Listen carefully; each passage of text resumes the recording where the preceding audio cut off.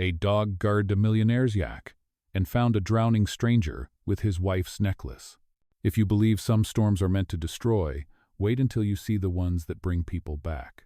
Stay until the end, because sometimes the ocean does not just take, it returns what was never truly gone. Now, let us go back to the beginning, to Emerson Blakemore, and the night the sea decided to change his life. The wind howled over the Atlantic like a living thing. Waves slammed against the sides of the luxury yacht Asteria, scattering white spray into the dark. Inside the cabin, the digital clock glowed 11:47 p.m., and Emerson stood by the glass wall, his reflection split between lightning and memory. 3 years. That was how long it had been since his wife Marina had disappeared into the same sea.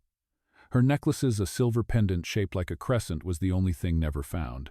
Beside him, his golden retriever, Atlas, whined low. Emerson reached down, resting a hand on the dog's head. "I know, buddy. We will ride it out." The storm was worsening faster than the forecast. Crew members shouted from the upper deck, rain hammering the glass like gravel. The Asteria lurched again, and Atlas bolted toward the door, barking wildly. "Atlas." Emerson grabbed his coat and followed. The wind hit like a punch as he stepped outside. Thunder cracked over the water. The dog was already at the railing, barking at something in the waves. "What is it?" Emerson shouted, shielding his face. Then he saw it, a faint shape tossed between the swells, a hand reaching once before vanishing under foam. Without thinking, he hit the alarm. "Man overboard." The deck lights cut through the dark as Emerson tied off a line. But Atlas moved first. The retriever lunged over the side before anyone could stop him, hitting the black water with a splash swallowed by the storm. "Atlas. No." Emerson's heart hammered as he leaned over the rail, scanning the churning water. For a second there was nothing, only waves and lightning. Then, through the chaos, the dog's head broke the surface teeth, gripping the sleeve of a limp body. Emerson and 2 crewmen pulled together, muscles straining until the woman's form slid across the deck. She was young, drenched, her skin pale as moonlight. Salt water dripped from her lashes as Emerson knelt beside her. "She is breathing," one of the crew said, pressing on her chest. A weak cough escaped her lips, and she gasped for air. Then Emerson saw it. Around her neck, tangled in wet hair, was Marina's necklace, the same silver crescent he had designed himself, the one that should have been lost forever. His breath caught in his throat. He brushed the pendant with trembling fingers, as if touch alone could explain the impossible. "Get the medical kit," he ordered quietly, "and a blanket, now." "Mo?" Atlas pressed close, shaking seawater across the deck, whining softly at the woman's side. Her eyes fluttered open for a moment, gray, disoriented, and she looked straight at Emerson. "Do not let go," she whispered, voice breaking like the waves around them. "I will not," he said, though he did not understand why the promise felt like deja vu. As the yacht steadied and the storm rolled toward the horizon, Emerson sat beside her, drenched, silent, unable to look away from the necklace glinting against her pulse. Somewhere deep inside, the impossible question began to take root. Who was this woman, and why did the sea return her wearing his dead wife's heart? The ocean calmed. The engines roared back to life. And for the first time in 3 years, Emerson Blakemore felt something he had long buried, hope, fragile and dangerous, rising with the tide. Before we continue, I have a small favor to ask. Please hit subscribe and turn on the notification bell so you never miss our channel's new videos. It is quick, free, and the best way to support us in bringing you more dramatic stories. Your support means the world to us. Where are you watching from? Drop your city or country in the comments below. Thank you very much. Now, let us continue the story. The storm passed before dawn, leaving the Atlantic gray and glass-like under a pale morning sky. The yacht Asteria floated in still waters, its decks littered with seawater and silence. In the private cabin below, Emerson Blakemore sat beside the bed of the rescued woman, a towel draped over his shoulders, a cup of untouched coffee cooling at his side. She had been unconscious for hours, her pulse steady but faint. The ship's medic had cleaned her wounds and wrapped her in blankets. Emerson had asked for her name, her identification, anything, but there was nothing. No ID, no phone, no explanation, only the necklace. He could not stop staring at it. The small silver crescent glimmered faintly against her skin, a mirror of the one he had given Marina on their 5th anniversary. He had designed it himself, engraved with 3 words only they understood: "Meet me home." He had buried that phrase with his wife's memory, Until now. When the woman finally stirred, the movement was slow, fragile, like someone waking from another world. Her lashes fluttered open, revealing gray eyes that caught the dim cabin light. She looked at Emerson, confusion clouding her features.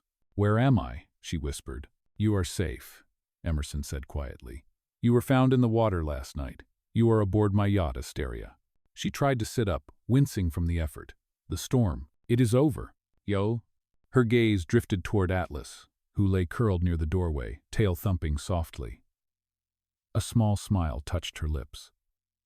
"Atlas," she said without hesitation. Emerson's head lifted. "You know his name?"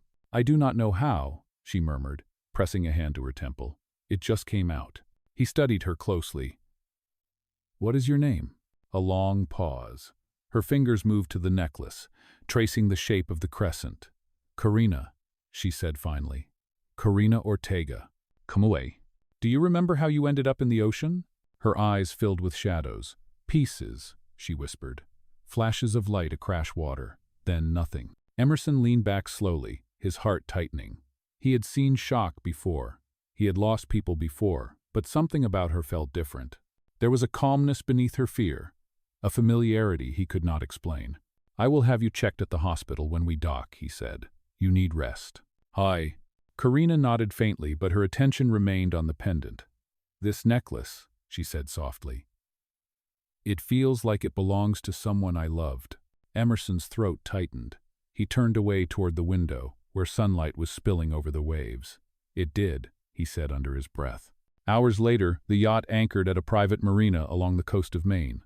Emerson arranged for doctors and a discreet security escort.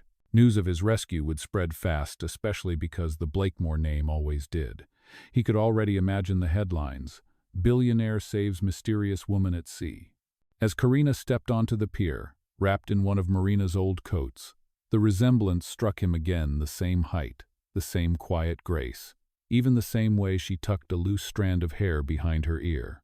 "Mr. Blakemore," the yacht captain said carefully, "do you want me to alert the press?" Emerson shook his head. "No, not a word. She stays out of the news." That evening, at his cliffside estate, the silence between them grew heavier. The doctor confirmed Carina's memory loss was real trauma-induced, not fabricated. Yet every time she looked at the dog or the photographs on the walls, her reactions were too specific to dismiss. When Emerson walked her through the house, she paused by a piano near the window. Her fingers brushed the keys, playing the first 3 notes of a melody Emerson had not heard in years. Marina's unfinished song. He froze. "How do you know that?" Carina blinked, startled. "I do not. It just came to me." That night, Emerson stood alone on the balcony overlooking the sea, the pendant glinting in his palm. Somewhere below, Carina slept in the same guest room that had once been his wife's studio. Coincidence was a word Emerson Blakemore had never believed in, but as the waves shimmered beneath the moonlight, he could no longer deny what his heart already feared. The woman he had rescued was not just a stranger. She was a question the ocean had brought back to him, and the answer, whatever it was, could destroy everything he thought he had buried. The next morning, a soft mist drifted over the Blakemore estate. The ocean below looked calm, almost gentle, as if pretending it had never swallowed anyone whole. Emerson Blakemore stood on the balcony, coffee in hand, staring toward the horizon. He had not slept. Every time he closed his eyes, he saw the moment Carina Ortega had whispered his dog's name without hesitation. He could not shake the feeling that someone was playing tricks on him. Inside, the sound of piano keys broke the quiet, slow, uncertain notes. Emerson turned toward the glass doors. Carina sat at the piano, shoulders hunched, her hair falling loosely down her back. The melody was not random. It was Marina's song, the one she had never finished before the accident. He crossed the room, his pulse rising. "Where did you learn that?" Carina froze mid-note. "I do not know," she said softly. "It just feels familiar. Like something I used to play." Emerson stared at her. "That song was never published. No one knows it but me." Carina looked up, confusion mixing with fear. "Are you saying I stole it?" "I am saying," Emerson said slowly, "that you should not know it." The tension in the air thickened. Atlas wandered between them, tail wagging, completely unaware of the storm gathering above his golden head. Carina knelt to pet him, her voice trembling. "He knows me," she whispered. "He looks at me like he remembers." Emerson forced a breath. rubbing a hand across his jaw. "You should rest, Carina. The doctor said your memory may play tricks on you." "Numzai. I am not imagining this," she said, her voice breaking. "Every corner of this house feels like I have been here before. The painting in the hall, the scent of cedar in your study, the way the wind whistles through that window, it is all too real." He wanted to argue, but part of him knew she was right. She described things no stranger could have known, details that even the staff might have forgotten. The portrait of Marina in the gallery had been turned toward the wall years ago, but Carina had asked about it before she ever saw it. By noon, Emerson called his lawyer and his head of security, instructing them to run a background check. He needed answers, not ghost stories. When the reports came in, the facts made less sense than before. Carina Ortega, 28 years old, born in New Mexico. No criminal record, no listed family. A diving instructor at a resort in Belize until she vanished 3 weeks ago after a boating accident. No record of travel to Maine, no link to the Blakemore name. Emerson sat behind his desk, staring at the file. "How does a stranger from Belize end up in the Atlantic wearing my wife's necklace?" The lawyer cleared his throat. "It could be theft, sir, or coincidence." "Coincidence," Emerson repeated. That word again. He shut the folder with a sharp motion. "Keep this quiet. No one speaks to the press." Later that evening, the sound of rain returned, gentle this time. Carina walked into the study, holding a small box she had found in the guest room. "I think this is yours," she said, offering it to him. Inside lay a photo Marina in the same white dress Carina had worn when they pulled her from the sea. Emerson's chest tightened. "Where did you find this?" "It was under the drawer," Carina said. "I thought it might mean something to you." Lock. He looked at her for a long time, the resemblance between them undeniable. The same shape of the jaw, the same faint scar above the eyebrow. "You could be her sister," he said quietly. Carina smiled faintly, though her eyes glistened, or her shadow. Silence filled the room, broken only by the rain. Emerson wanted to tell her to leave, to end the confusion, but his voice refused to cooperate. Something deeper, older, told him to stay still, to let the mystery breathe. When she finally turned to leave, she paused at the door. "I will not pretend to understand what is happening," she said, "but I am not lying to you, Mr. Blakemore. Whatever you see when you look at me, I feel it too." That night, as thunder rolled in the distance, Emerson sat alone with the photograph in his hands. The ocean outside roared again, as if laughing at his disbelief. For the first time in years, Emerson Blakemore realized that grief could take many forms, and sometimes it came back wearing another person's face. Rain clung to the windows like fine glass threads, tracing slow paths down the tall panes of the Blakemore estate. Emerson stood in the foyer, his reflection fractured by the marble floor beneath him. For 2 weeks, Carina Ortega had lived in his home, recovering under the quiet supervision of the household staff. And in those 2 weeks, the rumors had begun. The tabloids had picked up whispers of a mysterious woman rescued from the sea. Some said Emerson had gone mad, bringing home a stranger who resembled his dead wife. Others claimed Marina Blakemore had returned from the grave.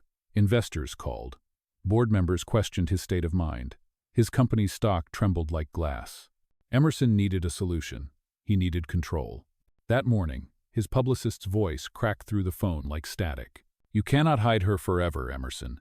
The press will invent their own story unless you give them one." He hung up and turned to face the staircase.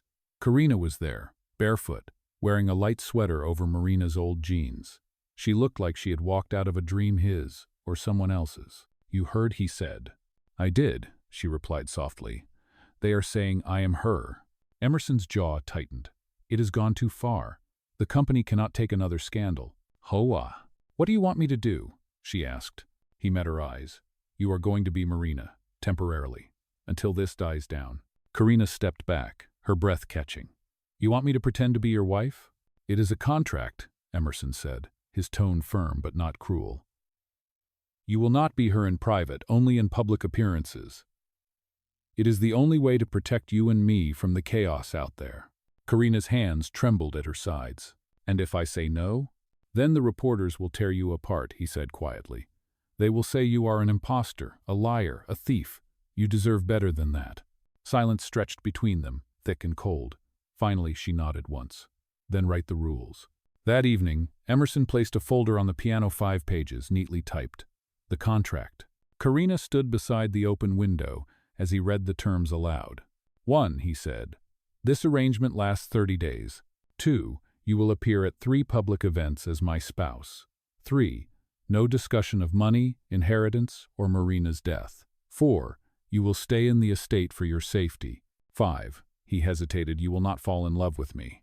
Carina looked at him, the faintest trace of disbelief in her eyes. Do you think love can be ruled by contract?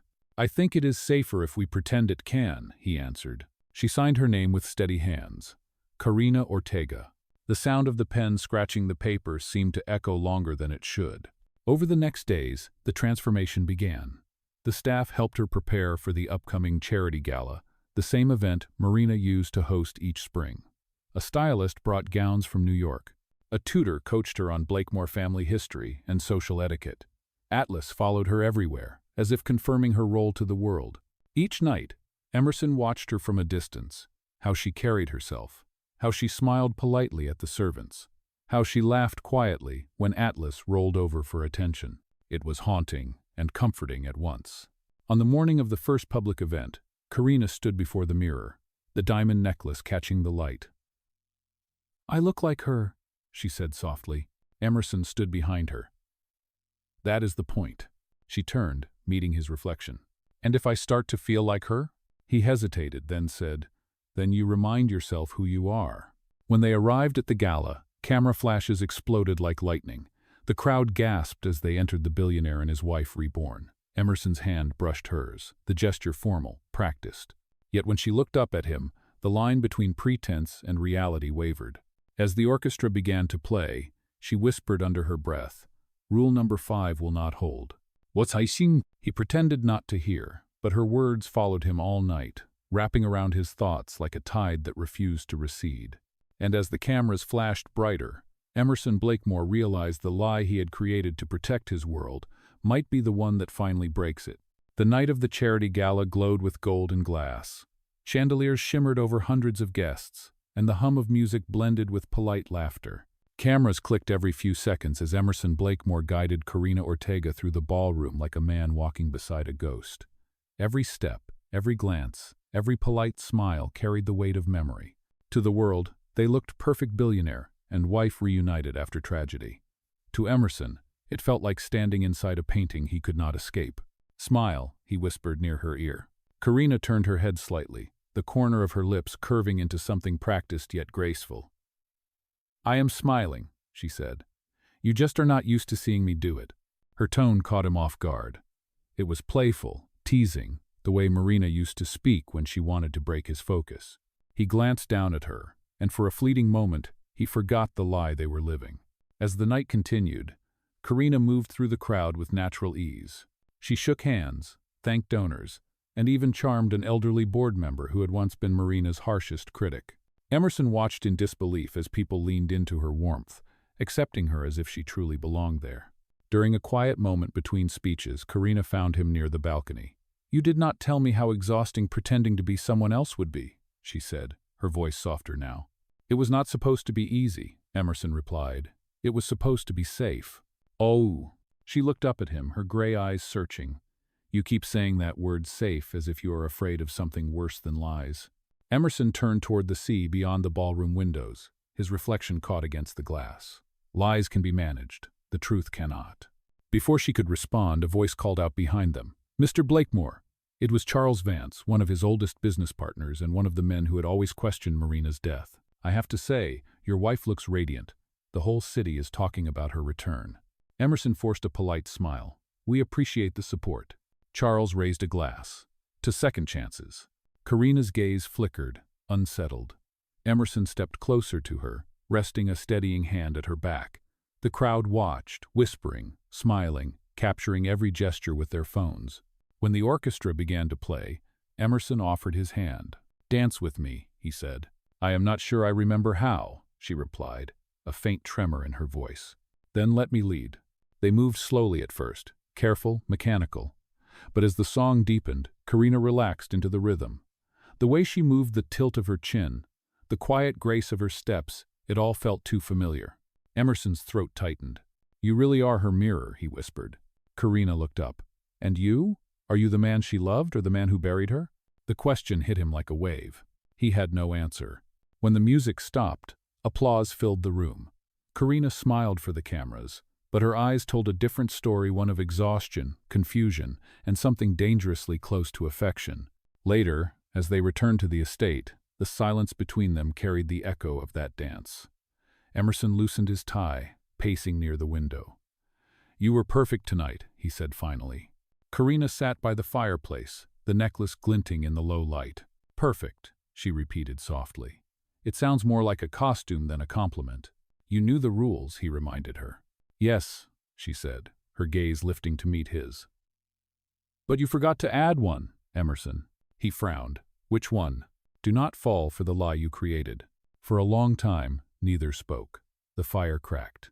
Atlas stirred near her feet, and the sound of the ocean reached through the glass like a whisper of fate. That night, as Emerson stood alone in the hall outside her room, he realized something had shifted.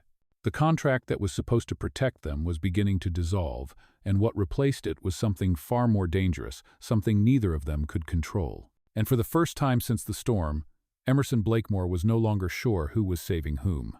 Morning sunlight broke through the heavy curtains of the Blakemore estate, spilling gold across the marble floors. The gala was over, but its echoes lingered everywhere in the newspapers, in the photos splashed across headlines, and in the uneasy silence that now filled the house. Emerson Blakemore sat at the edge of his study desk, scrolling through a series of online articles. Every headline screamed the same story: the billionaire and his resurrected wife.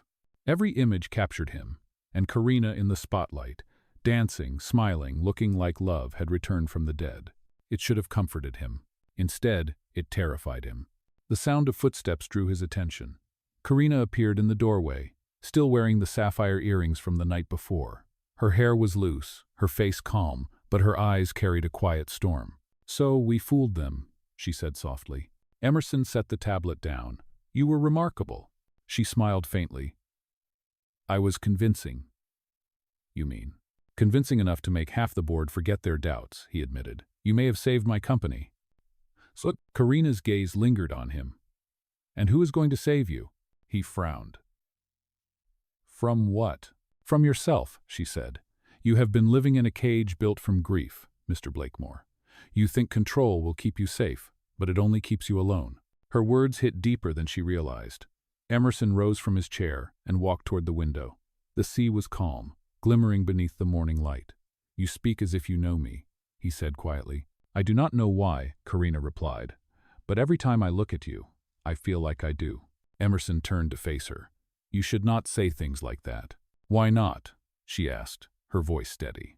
"Because it sounds like something your wife would have said?" The air thickened between them. He stepped closer, his tone low. "Do not use her memory as a weapon." Carina shook her head. "I am not using it. I am living with it. It haunts me too." For a moment neither spoke. Then Atlas padded into the room, breaking the tension with a soft bark. Carina knelt and wrapped her arms around the dog, pressing her face into his fur. "At least he is honest," she murmured. Emerson's expression softened. "You are trembling." "I am fine," she said quickly, but her hands betrayed her. He reached for a blanket and handed it to her. When their fingers brushed, a quiet shock passed through them both, something unspoken, real, undeniable. Carina looked away first. "Thank you," she whispered. Emerson's voice lowered. "You do not have to keep pretending when it is just us." She hesitated, her pulse quickening. "And who are we when it is just us?" He did not answer. Instead, he walked past her toward the door, trying to steady his breath. "Rest, Carina. You need it." But she did not move. "You are running again," she said. He froze. "You think this is only a performance," she continued. "But what if it is not? What if the reason I know the melody on your piano or the smell of your cologne is because—" "Enough," he interrupted, his voice rough. "You are not her." Carina's eyes glistened. "Then why does it hurt when you say that?" Emerson turned away, unable to meet her gaze. The truth terrified him more than the lie ever had. That evening, rain began to fall again, steady and rhythmic. Carina sat by the piano, her fingers gliding over the keys, replaying the unfinished song. Emerson watched from the doorway, his chest heavy with everything he could not say. When the last note faded, she whispered, almost to herself, "If love is a lie, then it is the only one I want to live in." Emerson stepped closer, his voice low and unsteady. Be careful what you wish for. Because deep down, he knew the boundary between truth and deception had already vanished. And for the first time, Emerson Blakemore understood that the contract he had written was no longer holding her captive, it was holding him. The rain had not stopped by morning. It whispered against the tall windows, steady and cold, filling the Blakemore estate with a restless hush. Emerson stood in the study, staring at the contract lying open on his desk. The ink from Carina's signature had begun to blur where a single drop of water had fallen. He did not remember when it happened, only that his hand had been trembling when he touched it last night. The door opened behind him. Charles Vance stepped inside without knocking, his tone sharp. You need to explain this madness, Emerson. Investors are nervous. The press believes your wife has returned from the dead, and you are letting them believe it. Emerson did not turn. They are believing what they want to believe. Charles dropped a folder onto the desk. Then maybe you should see what I found. Your mysterious Carina Ortega is not who she claims to be. Emerson finally looked up, his expression tense. What are you talking about? She has ties to the same offshore accounts that were used in Marina's trust, Charles said. And there is a hospital report psychological testing, identity reconstruction therapy funded by one of Marina's old charities. It looks like someone was trying to recreate her. Emerson's pulse spiked. That is impossible. Is it? Charles said. Maybe she's part of a scam, or maybe someone wanted to drive you insane. Before Emerson could answer, the sound of footsteps echoed in the hall. Carina appeared at the doorway, her face pale. You went through my records? She asked. Charles did not flinch. If you are innocent, you have nothing to hide. Her voice shook. You have no idea what those files mean. Emerson took a step forward. Carina, what is he talking about? She looked between them, tears forming in her eyes. I do not remember everything, but before the accident, I was part of a neurological program in Belize. They said it could help trauma victims recover memory through emotional connection. I volunteered because I wanted to help others. She swallowed hard. But when I woke up after the storm, all I could remember was you. Emerson's breath caught. Me? Yes, she whispered. Your name, your house, your music. I thought I was losing my mind until I saw that necklace. Charles scoffed. Convenient, is it not? Emerson turned sharply. Get out. Charles hesitated, then left, the door closing hard behind him. Carina stood trembling. You think I am lying, do you not? Emerson's voice was quiet. I think I am scared to believe you. She stepped closer, tears breaking free. I do not want to be her, Emerson. I only want to understand why my life began the moment yours was already broken. Mondu. For a long moment he said nothing. The truth was too heavy for words. The storm outside swelled again, lightning flashing across the windows. Emerson reached for her hand without thinking. Then we find out together, he said. And as thunder rolled over the sea, neither of them noticed the shadow moving beyond the glass, a figure watching from the rain, holding a phone that was already recording. The storm had passed by the next morning, leaving behind a sharp chill and a silence that felt heavier than thunder. Emerson Blakemore woke to the sound of his phone vibrating on the nightstand. He answered without checking the caller ID. Mr. Blakemore, said the voice on the other end, low and tense. You need to see this. Now. It was his head of security. Minutes later, Emerson stood in the control room, eyes fixed on the surveillance monitors. The footage showed the night before rain pouring against the windows, Carina walking through the hallway, and behind her, a shadowed figure recording from outside the glass. The image froze on the intruder's face. Charles Vance, Emerson muttered. Yes, sir, the guard said. We traced his car leaving the property at 2 a.m. Emerson's jaw tightened. He has something planned. By the time he reached his office downtown, the damage was done. The morning news was already running with a headline that burned across every screen. Billionaire's fake wife exposed, scandal rocks Blakemore Enterprises. The leaked footage showed Carina crying in his study, edited to make it look like a confession.